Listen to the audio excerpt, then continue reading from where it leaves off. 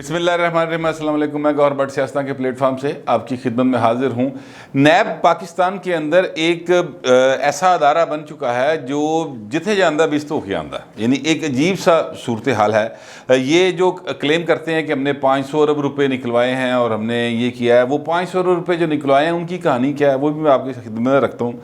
फ़िलहाल मैं बताना चाहता हूँ कि ये सारा मसला क्या चल रहा है। ये नैब जिस केस में जाता है और मुलज़म जो हैं जब वो अदालत में जाते हैं और हाई कोर्ट में जाते हैं तो वहाँ से वो बरी हो जाते हैं या उनकी ज़मानतें हो जाती हैं और फिर नैब के ख़िलाफ़ बाकायदा तौर पर चार्जशीट, मैं कहना चाहूँगा कि चार्जशीट जो है वो अदालतें जारी करती हैं। और इसी तरह के दो फैसले आ जाए हैं। ख्वाजा आसफ़ साहब का फ़ैसला आया है और एहसन इकबाल साहब का फ़ैसला है। उन दोनों फ़ैसलों में जो एक का फ़ैसला ख्वाजा आसफ़ साहब का 18 सफ़ात पर मबनी है और दूसरा 10 सफ़ात पर मबनी है, और तो उसका मैंने छोटे छोटे जो पॉइंट काम के थे वो निकाले हैं। उसमें उन्होंने बताया है, अदालत ने ये कहा है कि जनाब नैब ने अभी तक ख्वाजा आसफ़ के ख़िलाफ़ कोई रेफरेंस दायर नहीं किया। ख्वाजा आसफ़ साहब जो हैं वो कम से कम 6-7 महीने अंदर रहे हैं, ठीक है, कोई रेफरेंस उन्होंने दायर नहीं किया। और साथ ही उन्होंने कहा कि जनाब ख्वाजा आसफ़ को या किसी भी मुलज़म को गैर मुअय्यना मुद्दत के लिए जेल में नहीं रखा जा सकता, ये अदालत ने करार दिया। और इसके बाद साथ ही उन्होंने कहा कि जनाब ख्वाजा आसफ़ से तो पूछगिछ हो चुकी है और रिकवरी कोई नहीं हुई, तो फिर जेल में रखने का क्या तुक है, लिहाजा हम उसको ज़मानत पर रिहाई देते हैं। एहसन इकबाल साहब के बारे में आ जाए। एहसन इकबाल साहब के बारे में भी उन्होंने कहा कि जनाब एहसन इकबाल की गिरफ़्तारी करके नैब ने अपने इख्तियारात से तजावज़ किया। इस्लामाबाद हाई कोर्ट के चीफ जस्टिस अतर मनल्ला की अदालत का ये फ़ैसला है। वो कहते हैं कि नैब ने अपने इख्तियारात का नाजायज़ इस्तेमाल किया। एहसन इकबाल साहब को गिरफ़्तार किया गया था कि उन्होंने वज़ीर होते हुए अपने इख्तियारात का नाजायज़ इस्तेमाल किया था सॉरी, ये उन पर इल्ज़ाम था। अब अदालत क्या करार दे रही है कि नैब ने इख्तियारात का नाजायज़ इस्तेमाल करके एहसन इकबाल को गिरफ़्तार किया। अच्छा, अब वो भी ज़ाहिर है जेल में रहे और फिर एक काफ़ी सख्त किस्म की जेलें रही हैं ये वाली जो जेलें थी, क्योंकि इसमें जो हुक्मरान मौजूद है हमारे सरों के ऊपर इस वक्त मुसल्लत है, बल्कि इमरान खान, वो बाकायदा तौर पर ये कहता है कि तुम आओ पाकिस्तान, मैं आ रहा हूँ, मैं देखता हूँ तुम्हें ऐसी कैसे लगता है। ये बातें वो बाकायदा यानी खुलेआम उन्होंने इस बात का एतराफ़ किया हुआ है और कि मैं इनको तकलीफ़ पहुँचाता हूँ और मैं बड़ा खुश होता हूँ। एक सैडिस्ट रवैया, बड़ा तासुब वाला, क्या कहना चाहिए, बुग़्ज़ वाला और नफ़रत वाला रवैया है हमारे मौजूदा हुक्मरान का, और उसका वो बाकायदा इजहार भी करते हैं। उन्होंने कोई ऐसी गल दी हया भी कोई नहीं कि मैं कोई जेड़ी गल कर रहा इन नाल मेरा तासुब वाज़े हुंदा, कोई ऐसी बात नहीं, वो बिल्कुल खुलेआम करते हैं। अब नैब के ऊपर ये जो नए इल्ज़ामात आए हैं, मैं तो समझता हूँ नैब के ऊपर इल्ज़ामात आए हैं। ख्वाजा साद रफ़ी का केस था, उस केस में क्या हुआ? उस केस में भी 2 साल से ज़्यादा ख्वाजा साहब और उनके छोटे भाई जो हैं दोनों गिरफ़्तार रहे। ख्वाजा बरादरान उन्हें हम कहते हैं, दोनों गिरफ़्तार रहे और कुछ नहीं निकला। और उसके बाद सुप्रीम कोर्ट ने उनकी ज़मानत ले ली, वो बाहर आ गए। उस वक़्त ज़मानत जब ली गई तो उस वक़्त भी सुप्रीम कोर्ट ने जो रिमार्क्स दिए थे वो कुछ इसी किस्म के थे कि ये नैब क्या कर रहा है, ना इसके पास कोई सबूत है, ना कोई बात है, बंदा चुप के अंदर उस तो बाद बेचारा तड़िया रहता है, ये क्या हो रहा है। ये इस किस्म के रिमार्क्स थे जो सुप्रीम कोर्ट ने उसको दिए थे। अब मेरा सवाल ये है कि जो नैब है ये इख्तियारात का नाजायज़ इस्तेमाल करता है। हाई कोर्ट कह रही है, मैं पास से नहीं कह रहा, हाई कोर्ट कह रही है, जब कोई सियासतदान, कोई ब्यूरोक्रेट, कोई बंदा अपने इख्तियारात का नाजायज़ इस्तेमाल करता है तो नैब उसको पकड़ती है, उसके ख़िलाफ़ केस करती है, उसको रेफरेंस बनाती है, अदालत में लेके जाती है, फिर अदालत जो भी फ़ैसला करे वो आ जाता है। अब नैब के ऊपर इल्ज़ाम है कि उन्होंने इख्तियारात का नाजायज़ इस्तेमाल किया, तो अब अगर नाजायज़ इस्तेमाल किया है नैब ने तो फिर इन्हों कौन फड़ेगा? वो उन अफसरान को जिन्होंने उस मुलज़म को पकड़ा। मसलन एहसन इकबाल की बात कर लेते हैं, क्योंकि उस केस में ये हाई कोर्ट ने कहा उसको गिरफ़्तार किया। वो टीम जो थी, तफ्तीशी टीम थी जिसने इनको गिरफ़्तार करने की मंजूरी दी, वो हस्ती जो हैं वो डीजी हैं या नैब के चेयरमैन हैं, उनके ख़िलाफ़ कौन क्या इख्तियारात हैं उनके पास, या उनके ख़िलाफ़ क्या कार्रवाई हो सकती है, ये सवाल है जो कि बड़े अब लोग आम सतह पर पूछ रहे हैं कि इन्होंने कोई नहीं पूछने वाला, ये जो मर्जी करते फिरे, इनके खिलाफ कोई कार्रवाई नहीं हो सकती। ये क्या मतलब उतार है, ये क्या खुदाई फौजदार हैं कि ये जो मर्जी करते फिरें और इनको कोई पूछने वाला नहीं है। मेरी दानिश्त में ऐसा फ़िलहाल कोई मतलब कानून ऐसा नहीं है कि नैब के चेयरमैन को आप किसी जगह पे गिरफ्त में ला सकें स्वाए असम्बली के, और असम्बली के अंदर वो आने से इनकार कर देते हैं। उत्थे जड़ा अपना स्पीकर साहब जड़े ने और सैनट के चेयरमैन, जाहिर है कि वो नैब के चेयरमैन के पप्पू प्यारे हैं, उन्होंने संगियाँ बेलियाँ यारियाँ दोस्तियाँ पक्कियाँ ने, लिहाजा वो उनको बिल्कुल कोई लिफ्ट नहीं करवाते। और वो बेचारे जो नोटिस करते हैं, जो बाकायदा तौर पर चीखे मारते हैं, डिप्टी चेयरमैन सैनट ने बाकायदा तहरीक जमा करवाई थी कि उनको बुलाया जाए, वो नहीं आए। उन्होंने कहा जी मैं नहीं आता, वो नहीं आए और किसी ने उनका कुछ नहीं किया।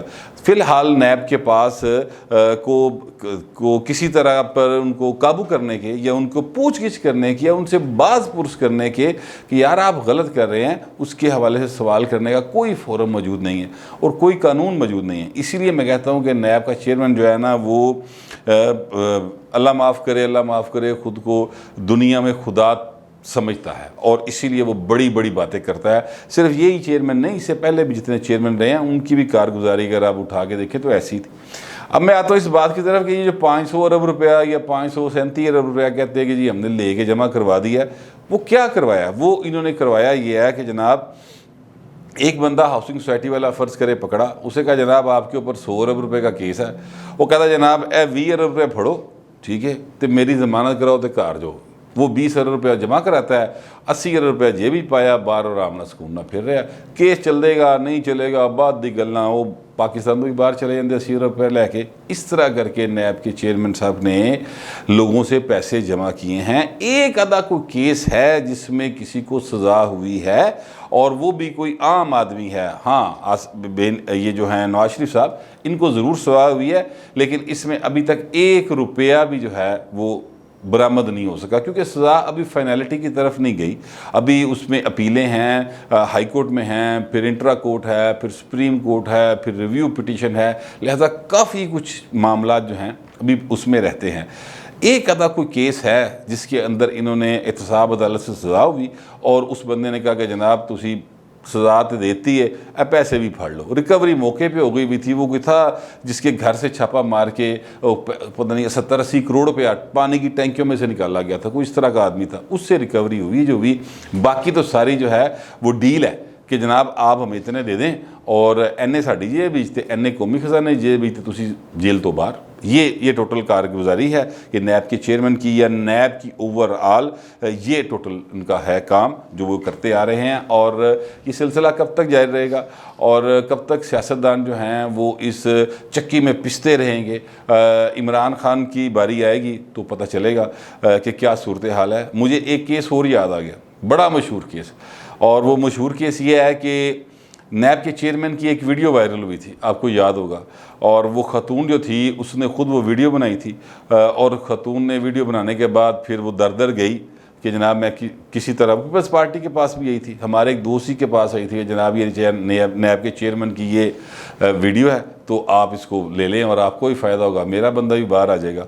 बहरहाल वो वीडियो जो है वो फिर इमरान खान साहब के हत्थे चढ़ गई। इमरान खान साहब ने उसको अपने एक दोस्त के ज़रिए वायरल करवाया और उसके बाद से नैब का चेयरमैन जो है वो इमरान खान के हत्थे चढ़ा हुआ है। अब तक की हालात ये हैं। वो केस जो था वो चला और उसके बंदे के ऊपर, उस औरत के ऊपर, और लाहौर की एहतसाब अदालत ने उनको बाइज्जत बरी कर दिया। यानी नैब के हालत ये है, इनकी प्रोसिक्यूशन की, इनकी इन्वेस्टिगेशन की, ये सिर्फ थ्रेट है। लोग इसलिए डरते हैं कि यार 3 महीने ज़मानत कोई नहीं और बैठे रहेंगे अंदर, ना खाना ले आने भी पैसे लगणगे, दवाई दे भी पैसे लगणगे, अजीबो गरीब मामला फंसेंगे, इसलिए लोग इनसे डरते हैं।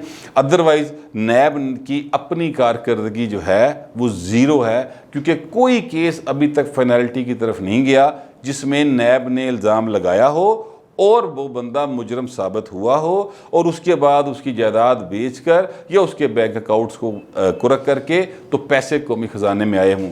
जितने पैसे अब तक आए हैं वो सारे के सारे वो हैं जो डील के ज़रिए आए हैं, जो एक नैब के कानून में एक शिक है जिसके ज़रिए ये पैसे आते हैं वो उसके ज़रिए आए हैं। कोई पैसा इन्होंने अदालतों के ज़रिए बाकायदा तौर पर उसको यानी सज़ा दिलवा के हासिल नहीं किया। मैं कहने का मतलब ये है। लेकिन नून लीग की क़यादत जो है वो फ़िलहाल एक दफ़ा फिर सुरखरू हो गई है और उनके 2 लोग जो हैं उनको उनके तफसीली फ़ैसले आए हैं और नैब के ऊपर एक किस्म की चार्जशीट है।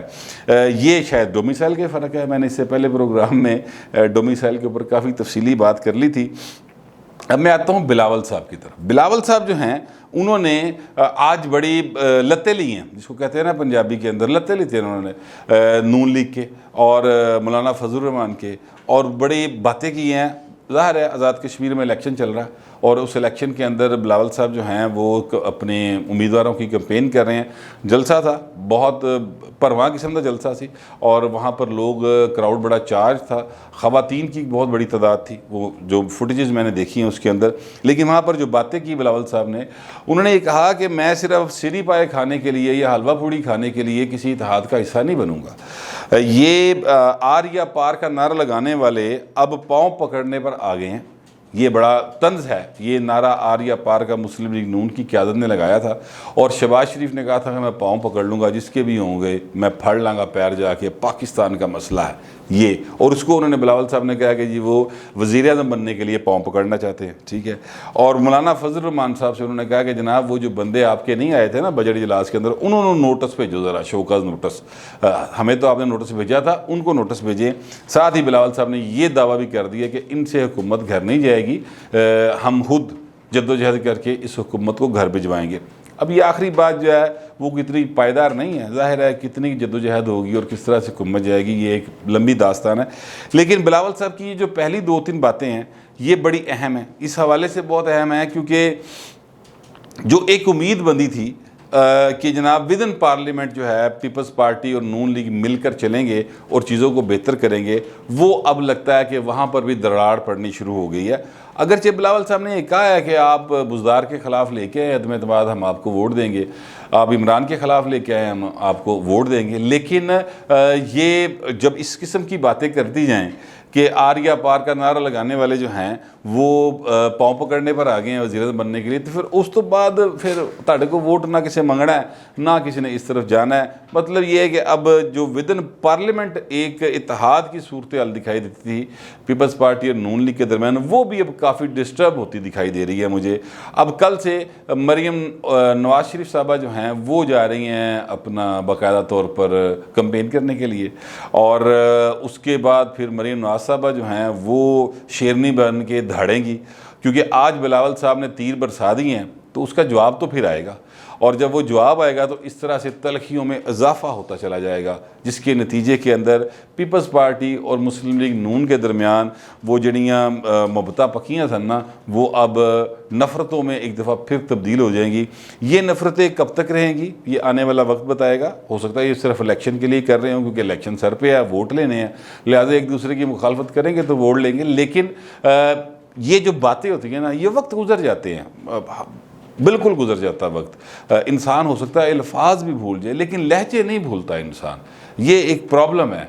और इसी तरह के लहजे हैं माजी के जो नवाज शरीफ साहब ने भी इख्तियार किए, बेनज़ीर साहबा ने भी इख्तियार किए, आसिफ ज़रदारी साहब ने भी इख्तियार किए और शहबाज शरीफ साहब ने भी इख्तियार किए, जिसके नतीजे में आज तक पीपल्स पार्टी और नून लीग के दरमियान वो सच्ची और पक्की किस्म की मोहब्बत नहीं हो सकी। और बहुत ज़्यादा कोशिश की गई इन सब ने कि जनाब हम मिलकर चलें, और परवेज़ मुशर्रफ के ख़िलाफ़ भी की थी, इमरान खान के ख़िलाफ़ भी कर रहे हैं, लेकिन गल बनती नहीं पई। वो बनती इसलिए नहीं कि वो लहजों की तलखी जो है ना, वो पार्टी के कारकुन जो हैं उनके दिलों में, उनके दिमागों में घर कर जाती है, और वो तलखी फिर वो ख़त्म करने को तैयार नहीं होते। दोनों जमातों की तरफ से ये मुसलसल प्रेशर रहता है उनकी कारकुनों की तरफ से कि वक्री हो तुसी की जुड़ जुड़ के नाल टुर दे, तो फिर फाइनली नतीजा ये निकलता है कि दोनों अलग हो जाते हैं। कुल मिला के कहानी है कि इमरान खान दी बल्ले ही बल्ले, क्योंकि ये अभी तक आपस में लड़े हैं। तो इमरान खान सुकून.com ज़िंदगी आसान उसकी है, और लेकिन आवाम की ज़िंदगी बहुत परेशान है और आवाम बहुत ज़्यादा मसाइल का शिकार है। इसकी तरफ दोनों पार्टीज़ की क़यादत जो हैं, और ख़ास तौर पे मौलाना फजल रहमान जो कि वड्डे बन के आए सन कि मैं तुहाडी सुलह करा के तुहानू नाल बा के बनना, उनकी भी कोई तवज्जो इस तरफ नहीं है। लिहाजा पाकिस्तान के अवाम का अल्लाह ही हाफ़िज़ है। फ़िलहाल आप इंजॉय करें बिलावल साहब की तीर जो बरसा रहे हैं, और कल जो मरीम नवाज साहबा धाड़ेंगी शेरनी बन के, उसको मौजा ही मौजा। फिर वक्त इतना ही, मिलते हैं अगले वीला।